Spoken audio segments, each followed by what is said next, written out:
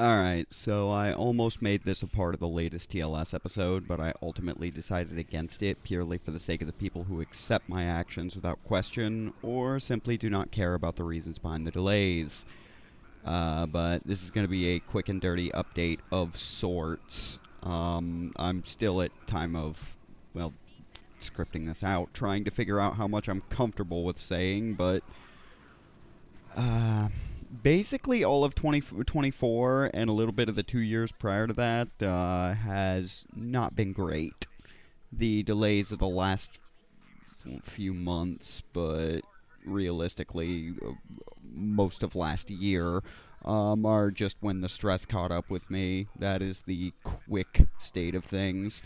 Anyways, I I didn't really plan out how this was going to end up, so enjoy the bot game in Brood War, I suppose.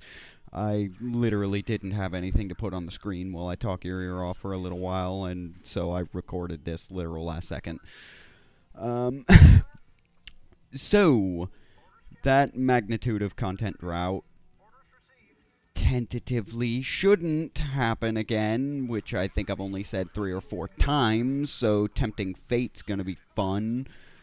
But, well, I've all but abandoned the idea of having any form of consistent schedule on my channel. I do know how things should look going forward.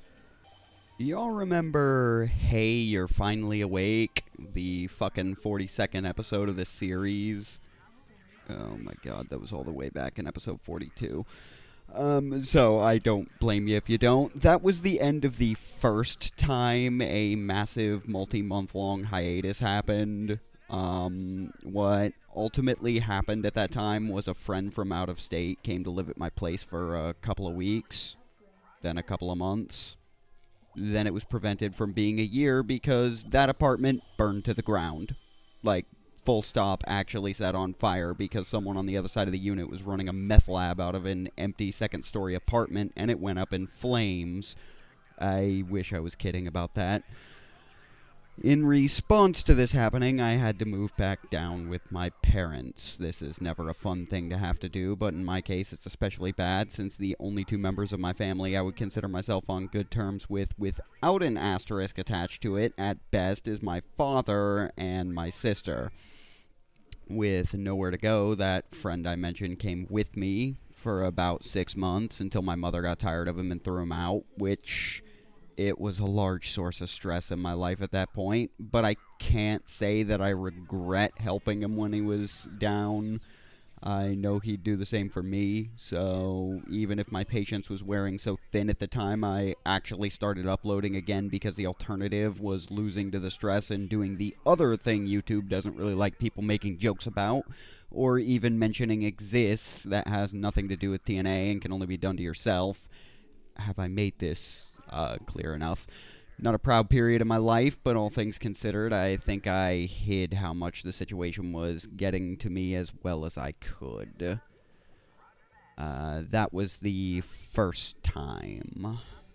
The second time for a delay was much less stressful, though. It was simple unpreparedness for several months of overtime and was mercifully brief, comparatively, only lasting a couple of months instead of 2/3 of an entire goddamn year. However, even during that time, there are elements of a small stress ball beginning to roll downhill that I can only explain by the extent of my living situation. I'll try to be brief about this and control my true vitriol, mostly because I don't know how much I'm comfortable about revealing in my personal life, so this is probably going to be all over the goddamn place. 3 years, a little under, I ended up living with my parents. Well, was it 3?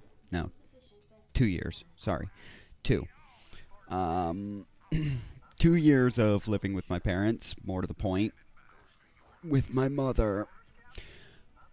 For most of it, I got to sleep on a camping cot in that office that I showed a snippet of once or twice for a visual gag. I forget specifically when. This did not have to be my situation theoretically, but practically, I attempted to make room for a bed exactly once by clearing out some of the storage space in that room to purchase a proper sleeping condition. Uh, Enter my mother, who I'm only calling that to avoid confusion, but the TLDR, I haven't thought of her as such since I was 17. Make of that what you will. Anyways, that plan got torpedoed because I moved one shelf to another room, and the next 3 goddamn days of my life, every time we made eye contact, it became a lecture on how I have no right to touch other people's stuff, and the room I'm using is still her storage space, and you get the picture. So, for an year and a half, I slept on a camping cot and started to sleep longer and become less rested. Whatever, this situation is actually fine in a vacuum. If you're wondering why I didn't leave, my car was broken, and I couldn't replace that either because this woman never learned the subtle difference between a son and a private bank account, so saving money to either repair my car that had its entire front end busted to shit, or just leaving regardless was something that actually took all 2 years to have enough to do. Then, in July of the previous year, my father divorced my mother and moved 3 states away inside of a day. Oh my, that does line up with my last Xenoblade stream, doesn't it? Funny that. You heard that correctly. This happened. I mean, now I have a bed, since neither of them had been sleeping in the same goddamn room for 6 years at this point, but this is actually a wish on a monkey's paw as far as solutions go.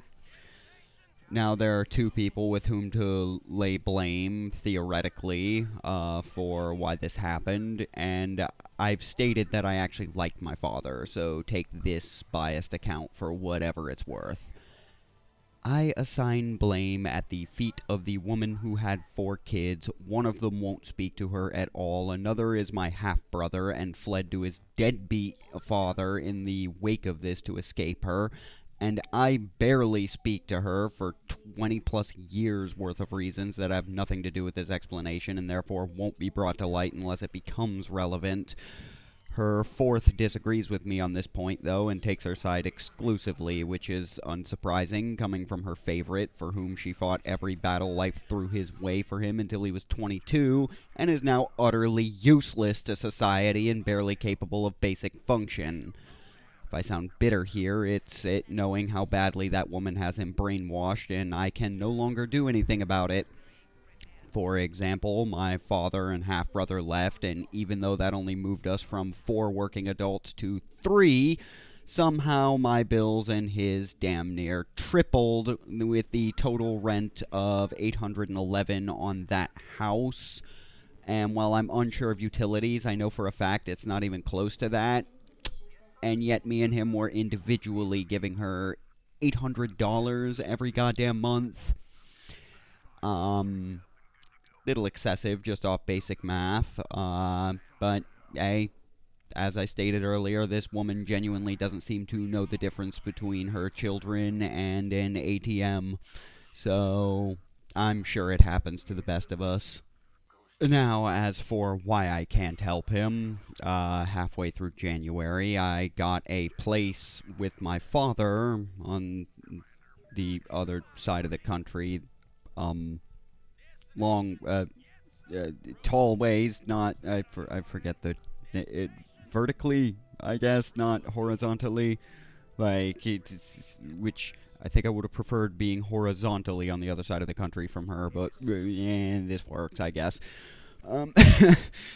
While I expected my, youngest brother to deny coming with me, I also wasn't entirely prepared for also becoming public enemy number 1 in his eyes, unfairly tormenting his poor mother like the other 3 members of her own family.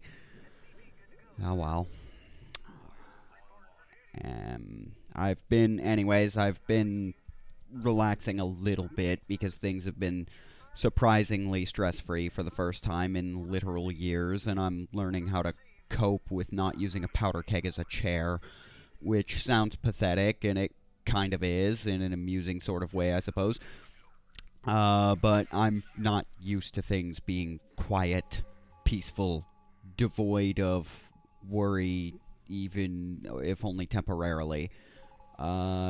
Which is why I think I'm out of the woods on multi-month delays now, but I could be wrong on that. You never know what the fuck life is gonna do.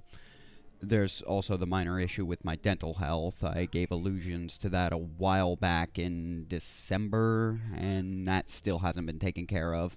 Though I now have the insurance to do it. I'd originally intended to get the surgery on my wisdom teeth that I required before moving, but the stress of being under the same roof as that cosmic tragedy of a joke some clown god mistook for a family became higher and higher priority until it eclipsed actual medical needs.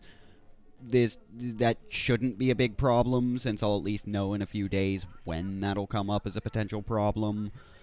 But the point of this abridged version of events is that the stress of my previous situation and the buildup of years of resentment and neglect were ultimately the reason my mental state slipped into a low position where I didn't want to do anything too goddamned often. I just didn't have the energy or the will or the drive. And I'm highly grateful to everyone that decided to put up with it or it just accepted it. But I can actually say that this year, at the very least, won't be as horrifying as the last few have been for me. So, baby steps in that department. But that is kind of the situation right now. And now that I'm back in business, though, I am hoping that now that I can sit down and do this unfettered again, I'm hoping I'll see a natural improvement in things. Like, that'll all slowly come back. Time will tell. I'm gonna take it a little slower at first, but not 6 months between, 3 to 6 months between uploads slow. Like, not that kind of slow. I've given up on a schedule, but that might something looking like consistency might actually materialize for a change as my mental state gets a little bit better. But why have I been waffling about this? How does this affect the channel now that all of this is past tense? As I've just said, I can say with certainty there won't be months and months between episode uploads anymore. I gotta get my rhythm back and get, as far as editing goes, but that should pick up as I reacclimate fairly naturally. But what I can say in the definitive, first of all, I know a lot of you, I know plenty of you won't care too much about this. I intend to start streaming a little bit more again. It's much easier to hide problems in my life when I'm pre-recording stuff. A lot harder to do off the cuff, which is the other reason that I haven't done as many of those. The first being, I've stated multiple times in the past, that I prefer being allowed to fuck around with the footage. And obviously you can't do that you can't do that so good, live, but, so there still probably won't be a lot of those, but they will actually start happening again, which I do intend to actually complete the Xenoblade streams, as far as that goes. Recording-wise, I can't promise when stuff is, when a certain project I've been working on is coming down the pipeline, because we're all working adults, so we can only record it when we have a minute. But I've recently introduced two of my friends to one of my favorite RPGs called Neverwinter Nights, and have been dragging them through the 3 campaigns of that, which is also their introduction to 3rd edition of D&D, so that's pretty neat. It's also on the highest possible difficulty, and they are not happy with me about this fact. Though, right now, we actually just completed the first chapter the other day, and I'm playing a class I know precisely nothing about, because playing my way I deemed would have made them passengers to this situation rather than participants. Still don't know if that should be a full Let's Play or just release a supercut of each campaign by chapter of the best moments at this time. I do not know if that's something people would actually be interested in seeing. But it's a project I'm at least going to try. I just haven't decided what form that's going to take yet. On the flip side, while I was under this insane amount of stress, I also, as you can see right here, played a metric fuck ton of StarCraft, StarCraft 2, Age of Empires. Because I just didn't have the energy to do a whole hell of a lot else, and it just distracted my brain. And I know very few people give a shit about that. I'm at least interested in seeing ultimately what the improvement is going to look like there, and I still have to finish Mass Recall, which officially that is on hold until The Last Sovereign is over at the earliest, because I can't, I have to respect endgame difficulty. It's hit the point where I gotta be able to devote my focus to it. I can't have it be split with other things. If the ending of, you know, it is, as I say, it's when The Last Sovereign is over. If the ending of that game is real and not some government psyop made specifically to trap me in the rabbit hole that never ends, which I can say because so far a bunny girl is all that isn't in Simon's harem. Which is a really weird hole to have in a game now that I think about it. Wait, Sierra. What the hell? Where's the bunny girl?